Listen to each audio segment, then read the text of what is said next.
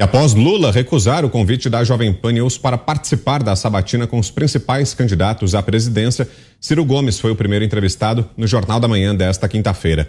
O pedetista começou elogiando a Jovem Pan. Eu agradeço muito a todas as plataformas da Jovem Pan, porque a discussão, a sabatina, o debate são essenciais para que a gente ajude o povo brasileiro a entender as causas dessa crise tão grave, tão renitente, tão complexa, que impacta na fome, no desemprego, na informalidade, na inadimplência das famílias, em contas recordes.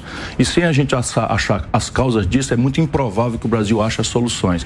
Portanto, estabelecer uma nova cumplicidade com o povo brasileiro é essencial. E para isso a oportunidade que vocês estão me dando é de se agradecer. E avaliou com preocupação a operação da Polícia Federal a mando de Alexandre de Moraes contra empresários. Eu avalio com muita preocupação. A liberdade é o princípio numa democracia. Portanto, qualquer constrangimento, qualquer cerceamento da liberdade só pode ser feito se for amplamente sustentado nos argumentos de fato e de direito que justifiquem a violação dessas liberdades. Portanto, eu gostaria muito que, de forma urgente e célere, as autoridades brasileiras que determinaram essa providência venham a público demonstrar com toda a transparência que hoje não temos quais são os fundamentos e fatos disso. Porque invadir os direitos da população, as nossas autoridades fazem todo dia quando se trata de pobre. Quando mexe com empresário, com rico, aí causa uma certa comoção. Se eles não cometeram nada, nós estamos diante de uma arbitrariedade. O candidato também afirmou que não considera Bolsonaro uma real ameaça à democracia, mas sim o fracasso da democracia. Eu acho, francamente, que a maior ameaça que hoje pesa sobre a democracia brasileira não são os arroubos autoritários, as declarações grosseiras, provocativas do presidente Jair Bolsonaro. Sabe qual é a maior ameaça que pesa hoje sobre a democracia? É o fracasso da democracia na vida real do povo. Por fim, Ciro Gomes disse que se a população quiser ser roubada, que eleja Lula. E se os brasileiros não quiserem mudanças, deixem Bolsonaro no poder. Como é que eu vou resolver essa parada? Negociando em gabinete, trocando emenda, deixando roubar 40% e eu virar testa de ferro de ladrão? Elejo o Lula. Elejo o Bolsonaro. Eu quero mudar o Brasil e quero que o povo me ajude a mudar, senão eu não quero ser presidente. Aí alguns dos destaques dessa entrevista de Ciro Gomes, candidato do PDT, hoje aqui ao Jornal da Manhã, abrindo a série de sabatinas da Jovem Pan com os presidenciáveis. José Maria Trindade, Zé que esteve mais cedo aqui no estúdio ao lado, né, Zé? No estúdio do Jornal da Manhã, nessa conversa com Ciro Gomes. Qual o balanço, Zé? Olha, é lamentável que alguém possa desperdiçar uma oportunidade dessa de falar ao povo, né? E foi o caso do ex-presidente Lula que disse que não vem, talvez amarelou, né? Não tenha exatamente essa disposição ou coragem de enfrentar uma entrevista assim aberta. Uma conversa franca, Vitor, aberta, e o Ciro Gomes é um candidato lapidado, né? Experiente ali de candidaturas, vem de muito tempo, chegou com um programa de governo detalhado em forma de livro, onde desce ali a detalhes de meio ambiente, economia, política, vários setores, né? Ele vem se esmerando. Tem algumas dificuldades para explicar, por exemplo, o porquê dele no PDT e principalmente apoio político para executar o que ele promete. Nós sabemos que política tem sim um pouco de racionalidade, mas muito de empatia e credibilidade. A política é uma abstração, se ninguém acreditar, ela não existe, né? Então, é este o grande desafio do candidato Ciro Gomes. Ele foi muito assertivo, conversou com todos, bem ali aceitando ideias, propostas, falando, e tá aí dando uma demonstração, né, de que papel aceita propostas, né, e que a política não é só blá, blá, blá e só falar, e sim convencer, é preciso convencer. E é esta a grande dificuldade e o desafio dele. E nas conversas lá, Vitor, ele mostrou ali que conhece as dificuldades políticas para ser eleito, mas ele diz que está colocando o seu nome e isso é que é importante. De novo, lamentável quem corra de uma ideia dessa para falar à população. Muito importante. E você, Diogo Schelp, acompanhou a entrevista? Que destaca, Schelp? Gostei muito da sabatina feita com Ciro Gomes hoje de manhã no Jornal da Manhã. Aliás, aproveito para elogiar aí as perguntas excelentes que o Zé Maria Trindade fez muito boas mesmo, que ajudaram ali a entender melhor o candidato, a entender como ele pensa, também falando de temas aí atuais, como essa questão da operação contra os empresários, né, que Ciro Gomes disse que vê com preocupação, e acho que é uma sabatina que estabelece, né, um padrão alto para entrevistas com os presidenciáveis, quaisquer outras entrevistas que venham a ser feitas, não apenas aqui na Jovem Pan, mas também em outros lugares, porque foi uma entrevista muito respeitosa, quer dizer, nas perguntas, uma atitude muito positiva dos entrevistadores, mas sem bajulação do entrevistado, longe disso, né? Justamente, muitas vezes tentando encontrar e pressionar o candidato em relação às suas contradições e também tentando entender o que ele tem a apresentar. Óbvio que a gente sabe que fala-se que Ciro Gomes não tem chance e tudo mais, mas ele tentou mostrar exatamente isso, né? Que no primeiro turno, pelo menos, é a oportunidade das pessoas escolherem o candidato que elas consideram que vai ser o melhor e não votar, como ele disse no final, né, nas suas considerações finais, não votar em um candidato que está liderando porque não quer o outro que está em segundo e nem votar naquele que está em segundo porque não quer que o outro vote, né?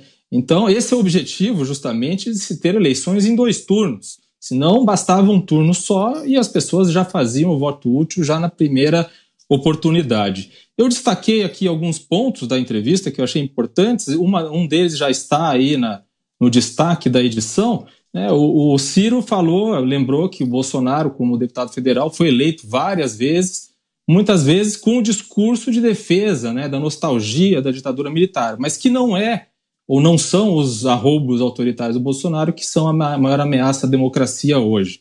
O outro ponto que eu achei interessante foi quando ele defendeu Forças Armadas profissionais, bem equipadas e longe da contaminação da política, né? Sem o envolvimento na política, que é algo que acaba transformando as Forças Armadas em vidraça, desnecessariamente. Ele falou, obviamente, da renda mínima, aquele projeto que ele tem, que ele chamou jocosamente de Eduardo Suplicy, né, que é o vereador do PT, justamente para provocar o PT, porque o PT ignora o Eduardo Suplicy.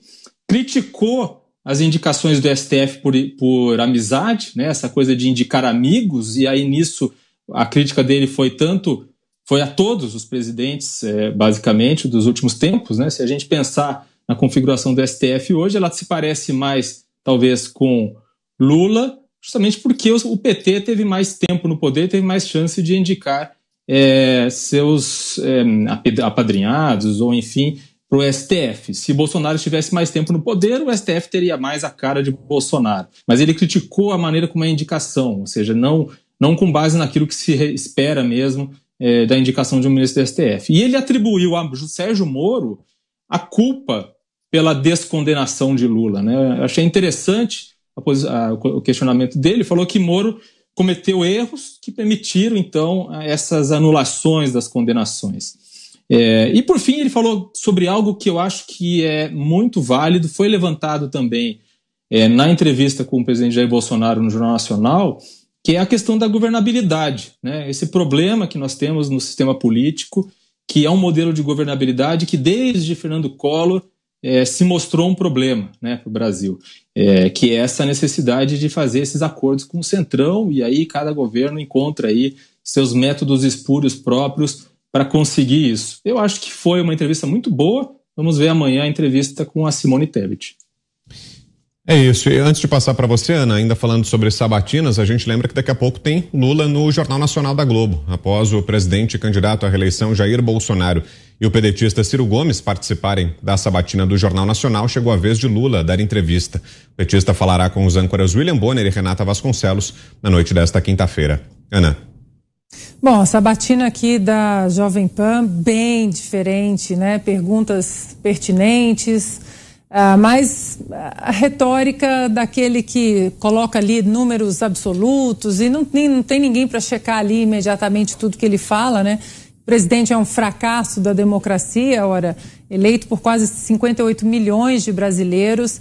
E aí é que tá, essa retórica de sempre atacar ad hominem o presidente, o Ciro que chamou o presidente de genocida na sabatina do Jornal Nacional, ele não fala de propostas ou de soluções ou de atos administrativos ou de políticas públicas do atual governo que ele queira criticar. E isso faz parte, né? Olha, eu não concordo com essa política X do Paulo Guedes por causa disso. Num possível governo, o meu ministro da Economia fará diferente, fará isso. E, no entanto, não é, infelizmente, né? Não é isso que ouvimos, que percebemos do Ciro ou de qualquer outro candidato. Apenas o ataque ali ad hominem. Ele não concorda e discorda de políticas, apenas do político.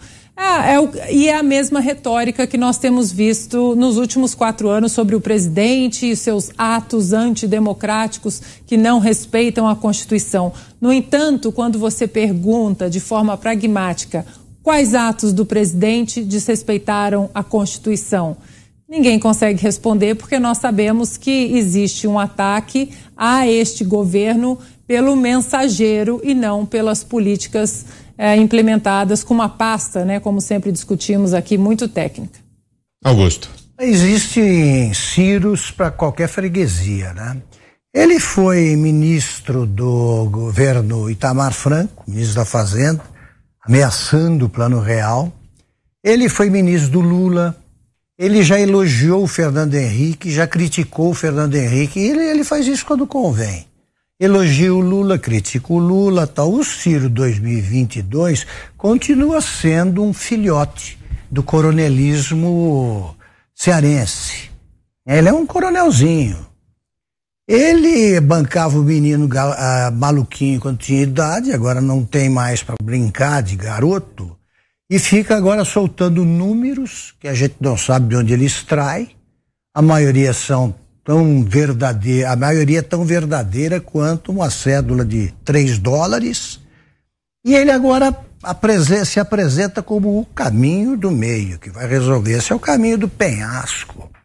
O Ciro Gomes, ele não tem equilíbrio para ser presidente, não tem estofo para ser presidente, não merece ser presidente.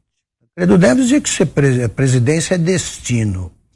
Então o destino está conspirando contra ele, porque ele não sai de um dígito, né? Ele não chega a 2 dígitos, porque ele solta frases assim: não, quando chega aos ricos, qualquer tipo de ameaça, aí o pessoal se impressiona. Ele é riquíssimo.